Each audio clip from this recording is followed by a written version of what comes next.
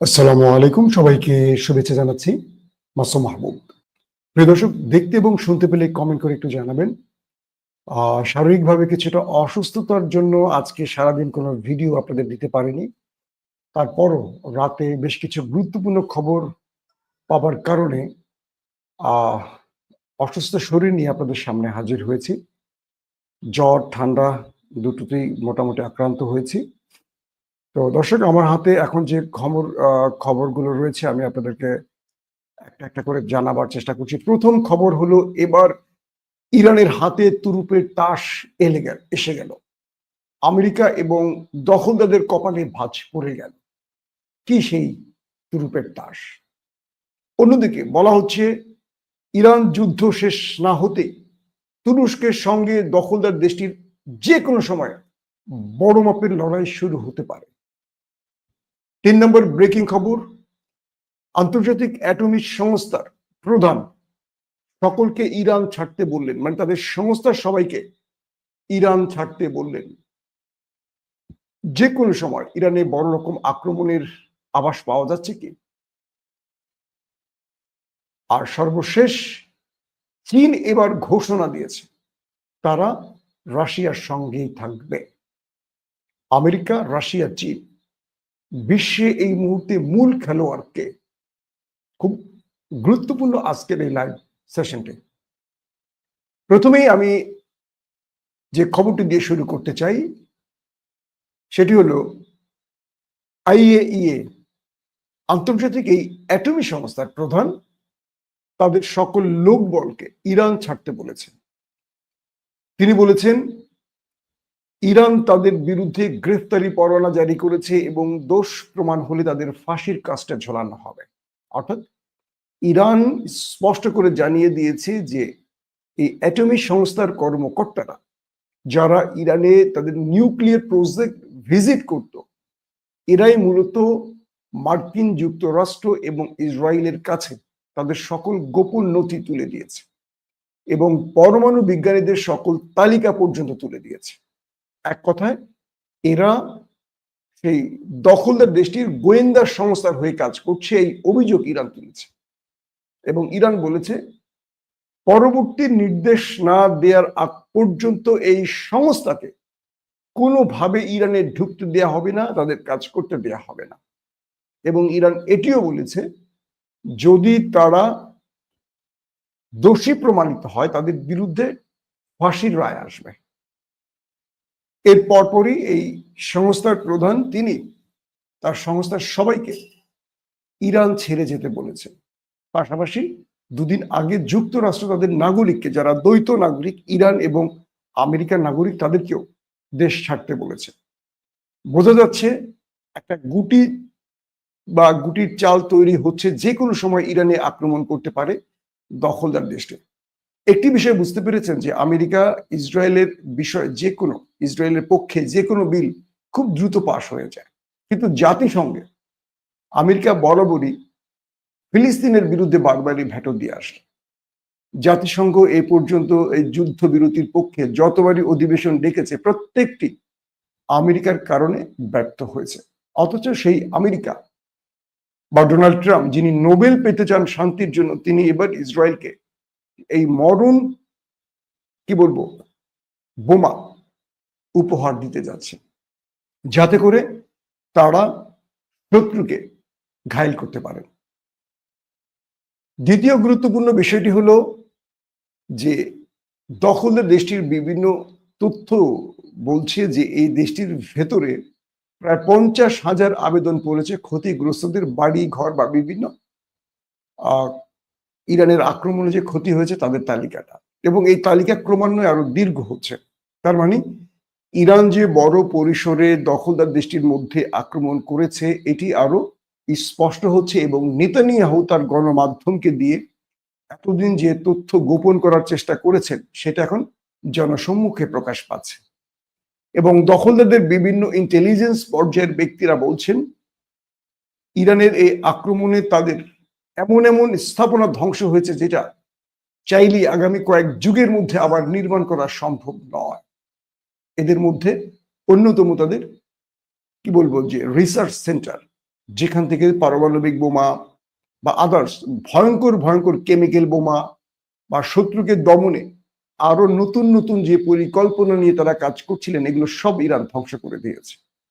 এই জিনিসগুলো ক্রমান্বয়ে নেতানিয়াহুর উপর চাপ সৃষ্টি করছে এবং নেতানিয়াহু যে ইরানের কাছে পরাজিত হয়েছেন এটি আরো শক্তভাবে প্রমাণ করছে বিশ্বব্যাপী। এর পরের যে গুরুত্বপূর্ণ খবর সেটি হলো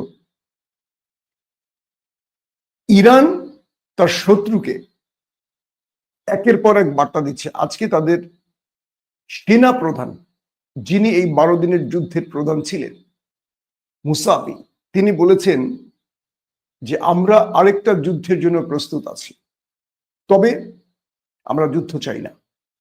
যদি দখলদাররা আমাদের উপর আক্রমণ করে, এবার আমাদের সকল রেড লাইন ক্রস করবে। অর্থাৎ আমাদের উপর এবার আক্রমণে কোনো রেড লাইন থাকবে না, যে আমরা এতদিন মনে করতাম যে এটি রেড লাইন। এবার আমাদের উপর আক্রমণ মানে হলো রেড লাইন ক্রস। আর রেড লাইন ক্রস মানে এবার ইরান তাদেরকে মানচিত্র থেকে মুছে দেবে। এই জন্য ইরানকে যা করার তাই করবে। তিনি বলেছেন ইরানের জনগণ আমাদের সাথে আছে এবং এই জনগণকে সাথে নিয়ে আমরা দখলদারদেরকে পরাজিত করব, এবং দখলদার যদি এবার আক্রমণ করে এটা হবে শেষ যুদ্ধ, এবং এই যুদ্ধে তাদেরকে মানচিত্র থেকে মুছে ফেলা হবে, অর্থাৎ তাদের ইতিহাসকে মুছে দেওয়া হবে। তিনি বলেছেন ইরানের ইতিহাস, ঐতিহ্য, সংস্কৃতি 5000 বছরের, কোন শক্তি এটাকে মুছতে পারেনি, দখলদাররাও এটা পারবে না। এবং আমরা প্রস্তুত আছি, আমাদের জনগণ প্রস্তুত আছে, আমাদের সামরিক বাহিনী প্রস্তুত আছে দখলদারদেরকে উত্তম জবাব দেওয়ার জন্য। পাশাপাশি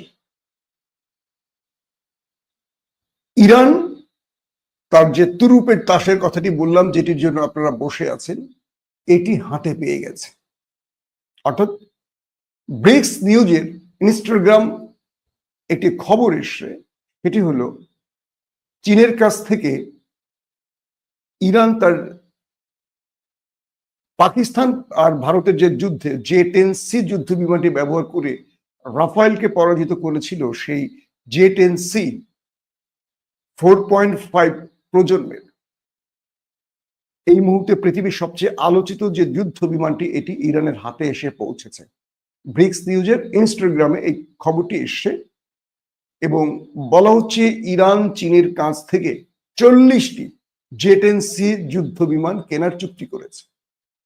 প্রথম চালানটি ইরানের হাতে এসে পৌঁছে গেছে। ব্রিক্স নিউজের এই বরাতে আরো বলা হয়েছে এটি মার্কিন যুক্তরাষ্ট্রের যে কোনো আধুনিক বিমানকে বিট করার সক্ষমতা রাখে, এবং বলা হচ্ছে দখলদার ভার্সেস ইরানের এই যুদ্ধে ইরান যে বড় ধাক্কাটি খেয়েছিল প্রথম কদিন, তাদের আকাশ তাদের নিয়ন্ত্রণে ছিল না, কেবল একটি মানে কি বলবো যে দখলদারদেরকে টেক্কা দেওয়ার মতো ফাইটার বিমানের জন্য। আন্তর্জাতিক গণমাধ্যমগুলো বলছে রাশিয়ার সঙ্গে ইরানের যে চুক্তিগুলো হয়েছিল, রাশিয়া SU-35 এবং S-400, একটি হলো যুদ্ধ বিমান পঞ্চম প্রজন্মের, একটি হলো পঞ্চম প্রজন্মের আকাশ প্রতিরক্ষা সিস্টেম, এই দুটো চুক্তির পরও ইরানের হাতে পৌঁছে দেয়নি এবং এটি বড় রকম জটিলতায় পড়েছে। রাশিয়া আদৌ ইরানকে দেবে কিনা এটা অনিশ্চিত হয়ে গেছে। আর ঠিক এই কারণেই ইরান রাশিয়ার উপর ক্ষুব্ধ এবং তার বন্ধু বাছাইয়ের ক্ষেত্রে তারা একটু পরিবর্তন আনছে। রাশিয়াকে এই মুহূর্তে না চটালে ইরানকে তারা বগল দাবা করছে, অর্থাৎ ইরানের কাছে ছুটে গেছে, দুঃখিত, চীনের কাছে ছুটে গেছে। চীন তাদের SQ-9 আকাশ প্রতিরক্ষা সিস্টেম এবং J-10C পাশাপাশি আরো কিছু হাইপারসোনিক আদলের মিসাইলের ব্যাপারেও ইরান চীনের সাথে চুক্তি করেছেন, এমন তথ্য পাওয়া গেছে। বলা হচ্ছে J-10C হাইপারসোনিক যুদ্ধ বিমান, এটি শত্রুর রাডারকে যেমন ফাঁকি দিতে পারে, ইলেকট্রনিক্স ওয়ারফেয়ারের ক্ষেত্রে এটি সবচেয়ে পারফেক্ট এই সময়ের জন্য। আমেরিকার 35 কিংবা ফ্রান্সের রাফায়েল, তো রাফায়েলকে ইতিমধ্যে J-10C পাকিস্তান ভারত যুদ্ধে পরাজিত করেছে। রাশিয়ার তাদের যে 400 আকাশ প্রতিরক্ষা সিস্টেম S-400 এটিকেও ধ্বংস করেছে। Su-35 ভারতের কাছে যে আছে সেটিও ধ্বংস করেছে এবং MiG-29 ধ্বংস করেছে।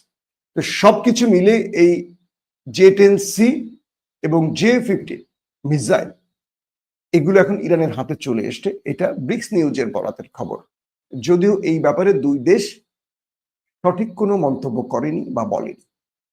তো ব্রিক্স নিউজের এই তথ্যে এটুকু বোঝা যাচ্ছে যে ইরানের হাতে এই যুদ্ধ বিমান চলে এসেছে। যদি চলে এসে থাকে তাহলে দখলদারদেরকে এখন মনে রাখতে হবে ইরান কেবল মিসাইল নয়, তারা যুদ্ধ বিমান দিয়েও এবার তাদের জবাব দেবে।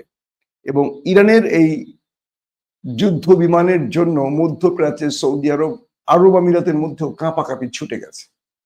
এখন বিষয় হলো পাকিস্তানের এয়ারফোর্স যেভাবে J-10 কে দিয়ে ভারতকে পরাজিত করেছে, এখানে আরো দুটো বিষয় জড়িত ছিল। এক, এখানে ইলেকট্রনিক্স ওয়ারফেয়ারের ক্ষেত্রে শত্রুকে ফাঁকি দিতে তুরস্ক এবং চীন একাট্টা হয়ে পাকিস্তানের জন্য কাজ করেছে। এবং গতকালকের নিউজে আমি আপনাদের বলেছিলাম যে ভারতের নেভির সেকেন্ড ম্যান এবং এয়ারফোর্সের গুরুত্বপূর্ণ ব্যক্তি গণমাধ্যমেই বলেছেন এটি ভারত পাকিস্তানের যুদ্ধ ছিল না, ভারতের বিপরীতে চীন, তুরস্ক, পাকিস্তান সম্মিলিত যুদ্ধ ছিল। আমি গতকালকে লাইভে আপনাদের বলেছিলাম। এখন চীনকে এই ক্ষেত্রে আরেকটি কাজ করতে হবে, সেটি হলো চীন যেভাবে পাকিস্তানকে সহযোগিতা করেছে এই সহযোগিতাটা ইরানের জন্য অব্যাহত রাখতে হবে।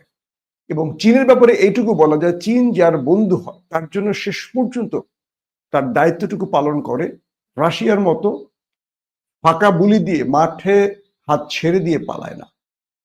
আমরা রাশিয়ার কথা যদি বলি, বাংলাদেশের একটা বড় গ্রুপ মানুষ আছেন তারা মনে করেন যে রাশিয়া বোধহয় বাংলাদেশের সবচেয়ে বড় পীর আউলিয়াদের একটি দেশ এবং সেই পীর আউলিয়াদের প্রধান হলেন ভ্লাদিমির পুতিন। যদি আমরা ইতিহাসের দিকে তাকাই, আমেরিকানদের চেয়েও সবচেয়ে বেশি মুসলমানদের প্রাণ গেছে রাশিয়া বা সোভিয়েতের হাতে।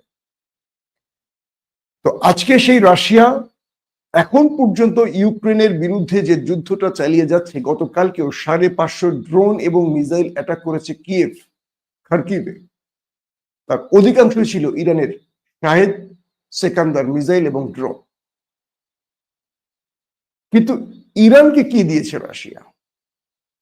তাদের পঞ্চম প্রজন্মের Su-35 এবং S-400 এই দুটো চুক্তি করেও ইরান পায়নি, কিন্তু ভারত পেয়ে গেছে। তাহলে এই বন্ধুত্বের প্রয়োজনটা কি? এবার ইরানের পার্লামেন্টে এই বিষয়গুলো আলোচনা হয়েছে, গেল এই বিষয়টি। এই ক্ষেত্রে ইরানকে অবশ্যই তুরস্কের সাথে একটি আলোচনা করতে হবে, কারণ তুরস্ক পাকিস্তানকে যে সহযোগিতা করেছে ইরানের সাথে, চীনের সাথে মিলে, এই দুই দেশ যদি ইরানের পাশে দাঁড়ায়, গোপনে হোক আর প্রকাশ্যে, আমি মনে করি দখলদারদের সাথে যদি বিশ্বমোড়লরাও একাট্টা হয়, এই যুদ্ধে ইরানের বিরুদ্ধে জয় নিয়ে ফিরতে পারবে না দখলদার দেশটি। কেউ মানুক আর না মানুক, চীন বিগত কয়েক যুগে বড় ফ্রেমের যুদ্ধ না করলেও আমেরিকাকে সবচেয়ে টাফ টাইম দিচ্ছে বা টেনশন দিচ্ছে এই মুহূর্তে চীন। ইন্টারেস্টিং খবর হলো, চীনের পররাষ্ট্রমন্ত্রী একটি বক্তব্যে আজকে বলেছেন যে আমরা রাশিয়ার পাশে আছি এবং রাশিয়ার জয়ের অপেক্ষায় আছি। ইউক্রেন রাশিয়ার যুদ্ধে রাশিয়া পরাজিত হয়ে গেলে আমেরিকা তার দ্বিতীয় নজর, অর্থাৎ আমেরিকা রাশিয়াকে বাদ দিয়ে, যেহেতু রাশিয়া পরাজিত হয়ে গেছে, তাদের নজরটি এসে পড়বে চীনের দিকে। তাই চীন চাইছে এই মুহূর্তে ইউক্রেন রাশিয়ার যুদ্ধটা আরো দীর্ঘ হোক। পাশাপাশি গতকালকে খার্কিভ এবং কিয়েভে রাশিয়া যে অ্যাটাক করেছে, সেখানে একটি ড্রোনের খণ্ডাবশেষ অংশ বিশেষ পাওয়া গেছে এবং কিয়েভ দাবি করছে এটি চীনের তৈরি, মানে যেই অংশটি পাওয়া গেছে সেটি চীনের। তার মানে চীন রাশিয়াকে ড্রোন দিয়ে সহযোগিতা করছে, ইরান যেভাবে দিচ্ছে। বলা হচ্ছে এই মুহূর্তে বিশ্বে আমেরিকা, রাশিয়া, চীন এই তিনটির মধ্যে আসলে মূল খেলোয়াড়কে। দেখেন, ইয়েমেনের হুতিদের সাহায্য করেছে কে? চীন। এটা আমেরিকা এবং ইসরায়েল বারবার অভিযোগ করেছে। চীন কিন্তু নীরবে কাজ করে গেছে। চীন কি করেছে? রিয়েল টাইম ইন্টেলিজেন্স, এই তথ্যগুলো আমার নিয়মিত দর্শকরা জানেন। হুতিরা মার্কিন জাহাজ কোথায় আছে, এয়ারক্রাফট ক্যারিয়ার কোথায় আছে, কিংবা দখলদার দেশটির মধ্যে তাদের কোন কোন পজিশনে আক্রমণ করতে হবে, এটা কিন্তু হুতিদের কাছে এই প্রযুক্তি নেই। কিন্তু হুতিরা যে হাইপারসোনিক মিসাইল গুলো ছুটতো, একদম টার্গেটে গিয়ে সেগুলো হিট করতো, কি করে সম্ভব? অর্থাৎ চীন তার স্যাটেলাইটের মাধ্যমে রিয়েল টাইম ইন্টেলিজেন্স এই সহযোগিতাটি ইয়েমেনকে করেছে, এবং মিসাইলের যে জিপিএস সিস্টেম, অর্থাৎ টার্গেটকে আক্রমণ করার জন্য মিসাইলকে যে নির্দেশনা লক করা হয়, এই সহযোগিতাটা চীন করেছে। পাশাপাশি চীন তার অনেক অস্ত্র ইয়েমেনকে দিয়ে পরীক্ষা চালিয়েছে, যেগুলো চীন তৈরি করেছে কিন্তু পরীক্ষা করেনি, সেগুলো হুতিদের হাতে গোপনে দিয়েছে, এবং হুতিরা সেগুলো দখলদার বা আমেরিকান জাহাজকে টার্গেট করে ব্যবহার করেছে, এই অভিযোগ উঠেছে। তো এবার বলা হচ্ছে রাশিয়া ইউক্রেনের এই যুদ্ধটাকে দীর্ঘ করে মার্কিন যুক্তরাষ্ট্রকে রাশিয়ার মধ্যেই ব্যস্ত রাখার চেষ্টা করছে চীন। তাই চীন রাশিয়াকে বিভিন্নভাবে সহযোগিতা করে এই যুদ্ধে তারা তাদের গেম প্ল্যান বাস্তবায়ন করছে। এক। 2 নম্বর, যদি রাশিয়া পরাজিত হয়ে যায় সেক্ষেত্রে আমেরিকার নজর পড়বে চীনে, আর যদি রাশিয়া পরাজিত না হয় তাহলে চীন রাশিয়া একটা যৌথ শক্তি তৈরি হবে। পাশাপাশি এই মিত্র গ্রুপের আদার্স মিত্রের সংখ্যাটা কম। চীনের যদি ইউরোপে মিত্র আছে কিন্তু রাশিয়ার মিত্র নেই। এখন যদি দখলদারদের কাছে ইরান হেরে যায় তাহলে রাশিয়া তার মিত্র হারাবে। রাশিয়ার মিত্র বলতে আমরা কি বুঝি? বেলারুশ, আমরা বুঝি উত্তর কোরিয়া, চীন, ইরান, এই তো। কিন্তু আমেরিকা পুরো বিশ্বময় তার মিত্র। হোক মিত্র, কিন্তু ভয় মিত্র হোক আর বন্ধুত্বের মিত্র হোক, আমেরিকার পাশে আছে। তো এই মুহূর্তে ইরান এবং রাশিয়ার একটা দূরত্ব আমরা দেখছি, যদিও এই দূরত্বটা ইরান বা রাশিয়া তৈরি করতে দেবে না, কারণ ইরানেরও রাশিয়াকে লাগবে, রাশিয়ারও ইরানকে লাগবে, কিন্তু ভেতরে তাদের রেশারেশি বা একে অপরের প্রতি অভিমানটা কিন্তু আছে, এটা বুঝতে পারছি। এখন রাশিয়া পারে যে কোনো ভাবে ইরানের কোনো একটি টার্গেট ফিল আপ করে ইরানকে তার পক্ষে নিয়ে আসবে, আর যদি রাশিয়া সেই কাজটি না করে তাহলে ইরানও সহজে রাশিয়াকে ছাড়তে পারবে না। অ্যাটলিস্ট আন্তর্জাতিক বাজারে বা আন্তর্জাতিক ফোরামে রাশিয়াকে দিয়ে কিছু কথা তো ইরান বলাতে পারে। হয়তো এটুকুর জন্য ইরান চুপ থাকবে, রাশিয়ার প্রতারণাকে তারা সহ্য করে নেবে। কিন্তু ইরান যে কাজটি করবে, তারা চীনের সঙ্গে, পাকিস্তানের সঙ্গে, প্রয়োজনে তুরস্কের সঙ্গে তাদের সম্পর্ককে আরো ঝালিয়ে নেবে। এই কাজটি এখন ইরান করতে যাচ্ছে। তো বলা হচ্ছে যে আমেরিকা, রাশিয়া, চীন, এই 3টি দেশের মধ্যে এই মুহূর্তে মূল খেলোয়াড় হলো চীন। তারা আমেরিকাকে ইউক্রেন ইস্যুতে, ইসরায়েল ইস্যুতে বিজি রেখে তারা তাদের শত্রুদেরকে আবার প্রমোট করছে। একদিকে ইয়েমেনকে প্রমোট করছে, একদিকে পাকিস্তানকে প্রমোট করছে, একদিকে ইরানকে প্রমোট করছে। তো চীন তার কাজটি নীরবে করে যাচ্ছে এবং চীন নিজে যুদ্ধে জড়াচ্ছে। বলা হচ্ছে যে উত্তর কোরিয়া আরো 30,000 সেনা দিয়েছে রাশিয়াকে, কিন্তু চীন কি সেনা দিচ্ছে না, গোপনে অস্ত্র দিচ্ছে, এবং যে অস্ত্র দিচ্ছে এটা স্বীকারও করে না। এত এত গণমাধ্যম দাবি করার পরও তারা কিন্তু মুখে কিছু বলে না। তো এই পরিস্থিতিতে আন্তর্জাতিক পরিসরে আমেরিকা চাইছে ইউক্রেন রাশিয়ার যুদ্ধটা শেষ করতে, যে কারণে ডোনাল্ড ট্রাম্প পুতিনকে বারবারই ফোন করছেন।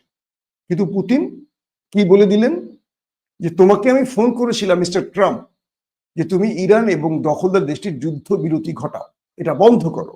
তখন তুমি কি বলেছিলে আমাকে ট্রাম্প? যে রাশিয়া এটা তোমার বিষয় না, তুমি নাকে তেল দিয়ে ঘুমাও, এটা সময় হলে আমরা সিদ্ধান্ত নেব।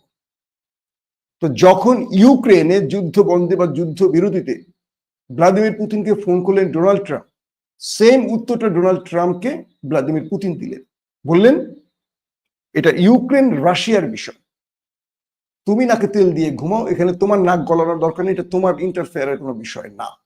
যদিও তুমি গোপনে নেটোর মাধ্যমে বা তুমি নিজেই অস্ত্র দিচ্ছ আমরা জানি, তুমি যদি আমার শত্রুকে অস্ত্র দাও তাহলে তোমার শত্রুকে আমি গোপনে অস্ত্র দেব। কিন্তু রাশিয়া কি ইরানকে অস্ত্র দিয়েছে এই পর্যন্ত?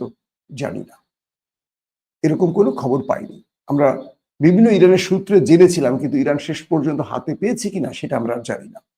তো এই মুহূর্তে ইরান আর ইসরায়েল ইস্যুতে বা ইউক্রেন ইস্যুতে ডোনাল্ড ট্রাম্প এবং রাশিয়া তারা এই খেলাটি শুরু করছে। তর্কের খেলা বলি বা প্রেশার তৈরির যে খেলা বলি বা মনস্তাত্ত্বিক গেম যেটাকে বলি, সেই খেলা চলছে। তো এরই মধ্যে আরো গুরুত্বপূর্ণ খবর এসছে যে সিরিয়া ইস্যুতে তুরস্ক যখন এগিয়ে চলছে সামনের দিকে, মধ্যপ্রাচ্যের আউটলেট গুলো বলছে, পশ্চিমা দুনিয়ার গণমাধ্যম গুলো বলছে তুরস্ক এবং ইসরায়েল এখন মুখোমুখি হয়ে গেছে, কেউ কাউকে ছাড় দিচ্ছে না। তারা বলছে সিরিয়া ইস্যুতে এই দুটো দেশের মধ্যে যে কোনো সময় বড় পরিসরে যুদ্ধ বেঁধে যেতে পারে। আন্তর্জাতিক গণমাধ্যম আরো বলছে এই লড়াইতে যেহেতু ন্যাটোভুক্ত দেশ তুরস্ক, আর ন্যাটোর বাইরে কিন্তু ইসরায়েল, ন্যাটোর অনুচ্ছেদ অনুযায়ী একটি ন্যাটোভুক্ত দেশ আক্রান্ত হলে সকল ন্যাটোর সদস্যরা একযোগ হয়ে তার পাশে দাঁড়াবে। তো প্রশ্ন উঠেছে, ইসরায়েলের বিপক্ষে বাকি ন্যাটোর দেশগুলো কি তুরস্কের পক্ষে দাঁড়াবে, যেটি তাদের অনুচ্ছেদ অনুযায়ী নির্দেশনা রয়েছে? কারণ ন্যাটোর সবগুলো দেশই তো দখলদার দেশটির তাবেদার, তাদের পাপেট। একটি ব্যাপার। দ্বিতীয় ব্যাপারটি হলো, তুরস্ক হুঁশিয়ারি দিয়ে বলেছে আমরা দখলদারদেরকে একটি বিষয় উল্লেখ করে দিতে চাই, তুরস্ক, দেশটির নাম তুরস্ক, এটি গাজা নয়। আমরা তাদেরকে বলবো সিরিয়ার আকাশে তাদের যুদ্ধ বিমান যেন আর আর উড়ে না আসে, কোনো প্রকার স্ট্রাইক যেন সিরিয়ায় না চলে। যদি এটি নেতানিয়াহু করেন সেক্ষেত্রে তুরস্ক তাকে যে জবাবটি দেবে এটি ভয়াবহ হবে। তার মানে আমরা বলতে পারি ইরান ইস্যু শেষ না হতেই তুরস্ক এবার দখলদারদেরকে ভিন্ন বার্তা দিতে যাচ্ছে। তবে এখানে একটা গেম আছে। তুরস্ক এই টাইমটি হয়তো ইরানের সাথে ঠিক করে নিয়েছে যে তোমাকে ও মেরেছে, তুমিও মেরেছো, ও আবার শক্তি তৈরি করছে, টোমাহক আনছে, বাংকার বাস্টার আনছে, B2 বোম্বার্স আমেরিকা থেকে আনছে, পাশাপাশি ওর থার্ড, অ্যারো, প্যাট্রিয়ট, আয়রন ডোমের ব্যাটারি এনে জমা করছে, মিসাইল এনে জমা করছে। তার মানে তোমার সাথে দীর্ঘ মেয়াদী যুদ্ধ করতে চায় ইরান। আসো তুমি আমি একাট্টা হয়ে এবার খেলাটা খেলি। কি রকম? তোমার সঙ্গে ওর বিরোধটা হলো পারমাণবিক চুক্তি ইস্যুতে, আসলে এটা নয়। মধ্যপ্রাচ্যে ইরানকে ইরাকে রূপ দিতে চায় ইসরায়েল, যাতে করে মধ্যপ্রাচ্যে তার আধিপত্য, মানে মার্কিন যুক্তরাষ্ট্রের ক্যান্টনমেন্ট খ্যাত দখলদার দেশটি, তারা মাথা উঁচু করে দাঁড়াতে পারে। আর ইরান দাঁড়ালে তারা শুয়ে পড়বে। দুটো দেশের একটিকে দাঁড়াতে হবে মধ্যপ্রাচ্যের মরুলিপনায়। আর এই সুযোগটি তুরস্ক সিরিয়া ইস্যুতে কাজে লাগাবে। একদিকে সিরিয়া ইস্যুতে বাশার আল আসাদের পক্ষে ছিল ইরান, আবার বর্তমান যে জোলানি সরকার আছে এটার পক্ষে হলো তুরস্ক। আর এই আসাদ বলি আর ওইটার বলি দুইটারই শত্রু ধরলাম দখলদার। যদিও বাশার আল আসাদ ইরানের বন্ধু হলেও ইসরায়েলের সাথে বড় ফ্রেমে কোনো লড়াই করেনি। আমরা বিগত সময়েও দেখেছি ইসরায়েলকেও ম্যানেজ করেছে বাশার আল আসাদ, ইরানকেও ম্যানেজ করেছে ক্ষমতার জন্য। এই মুহূর্তে তুরস্কের গেমটি হলো, তুরস্ক চাইছে যে ইরান এদিক থেকে ধরলে আমি এদিক থেকে ধরবো, দুইজন মিলে ধরে ঘাটটা ভেঙে দেব। তো ইরানকে এই বার্তাটি দিয়েছে এবং ইরান এই বার্তাটি বুঝে নিয়েছে যে কোনো সময় সিরিয়া ইস্যুতে তুরস্ক দখলদারদেরকে চেপে ধরবে। আর ইরান এই সুযোগটি কাজে লাগাবে, অর্থাৎ দুটো মুসলিম দেশ অভিন্ন দুটো টার্গেটে দখলদারদের বিরুদ্ধে দাঁড়িয়ে যেতে পারে। যেহেতু আন্তর্জাতিক গণমাধ্যম বলছে এই দুটো দেশ লড়াইতে উপনীত হতে পারে, সেক্ষেত্রে একটি সহজ প্রশ্ন আসে, কে জিতবে?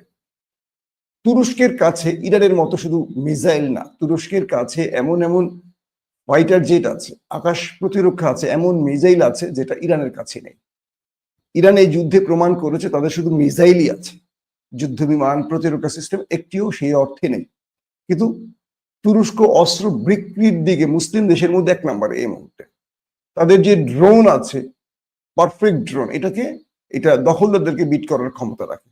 তাদের যে মিসাইল আছে, তাদের যে ফাইটার জেট গুলো আছে, আর বিশেষ করে তুর্কি সামরিক বাহিনী যারা 700-800 বছর পৃথিবী শাসন করেছে ওসমানী সালতানাত, সেই তুর্কি বাহিনী ইতিহাসে পরাজিত একটি বাহিনী, যেটাকে ইহুদি বাহিনী বলে, যারা প্রযুক্তির লড়াই ছাড়া লড়াইয়ের মাঠে কখনো নিজেরা বিজয়ী হতে পারে না পশ্চিমাদেরকে ছাড়া।